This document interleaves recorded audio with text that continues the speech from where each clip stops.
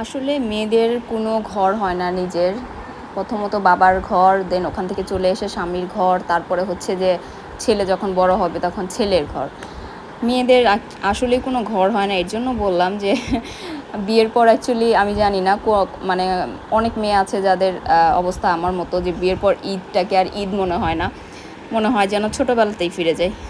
তো আসসালামু আলাইকুম, আমি আইরিন, আইরিন ব্লগস থেকে। কেমন আছেন সবাই? সবাইকে ঈদ মুবারক। তো আমাদের আলহামদুলিল্লাহ গরু কেনা হয়ে গেছে। তো এই তো আমাদের কোরবানি গরু ছিল। এটা হচ্ছে যে কোরবানি ঈদের আগের রাতের ভিডিও থেকে আমি শ্যুট করেছি। তো অনেক ব্যস্ততার কারণে হচ্ছে আর কিছুটা অলসতার কারণে আমি ভিডিওটা আপলোড করতে পারি নাই। তো এখন ফ্রি ছিলাম, তাই ভাবলাম আপনাদের সাথে শেয়ার করি।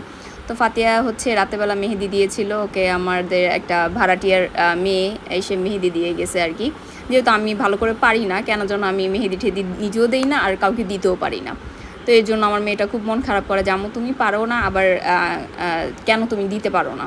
তো মাঝে মাঝে ওর বাবা দিয়ে দেয়, আমি দিয়ে দেই। তো ওর মাশাআল্লাহ অনেক ধৈর্য, এক হাত পর্যন্ত দিছে, দেন আর এক হাতে সে কন্টিনিউ করে নেই। তো তারপরে হচ্ছে ঈদের দিন সকালবেলা দেখেন কত বড় একটা পাতিলে, না হলে একদম এখানে 10 থেকে 15 কেজি মাংস আমি একাই রান্না করছি, একা ধুয়ে দেন একা রান্না করছি। খুব কষ্ট লাগে।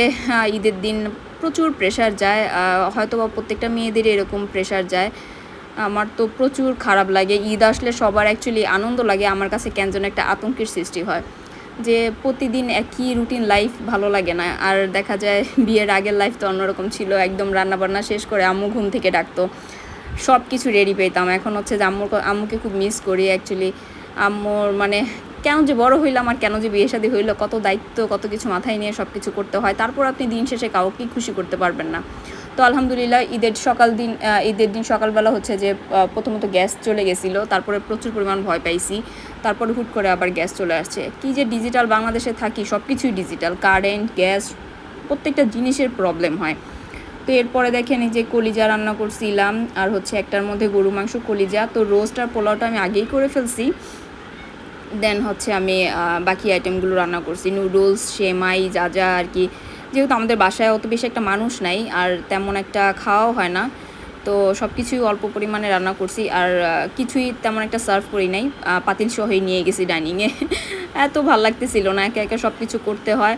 সো একা একা এত কিছু আর ভাল লাগে না যে একটু ডেকোরেশন করে সব কিছু করবো, এটা আর মন চায় না। তো পাতিল ধরেই নিয়ে গেছি ঈদের দিনেও। তো আমার হাজব্যান্ড একটু ডেকোরেশন করে দিলে ও খুশি হয়, বাট আমার পক্ষে সম্ভব হয়ে যায় না। তো এই তো কুরবানি মাংস দিন ঘরের মধ্যে নিয়ে আসা হয়েছে। আমার শাশুড়ি জাস্ট কোরবানির দিন এই কাজটাই করে, সে মাংস সব কিছু প্রসেসিং করে ফ্রিজে ঢুকায়, আর সবাইকে যদি দেওয়া লাগে যা যা ওইটি উনি নিজেই করে।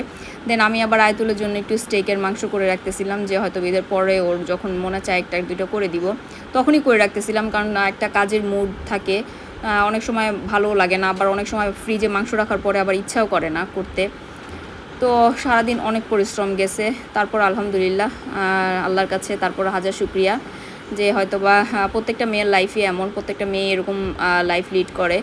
যারা অ্যাকচুয়ালি যৌথ ফ্যামিলিতে থাকে কিংবা শ্বশুর-শাশুড়ির সাথে থাকে, তাদের অ্যাকচুয়ালি প্যারা আমি বুঝতে পারি। তো এই যে আমার রান্নাঘরের অবস্থা, কেউ বাজে কমেন্টস করবেন না। ঈদের দিন সবার রান্নাঘরের অবস্থা মোটামুটি খারাপ থাকে আমি জানি না, বাট আমারটা খারাপ ছিল।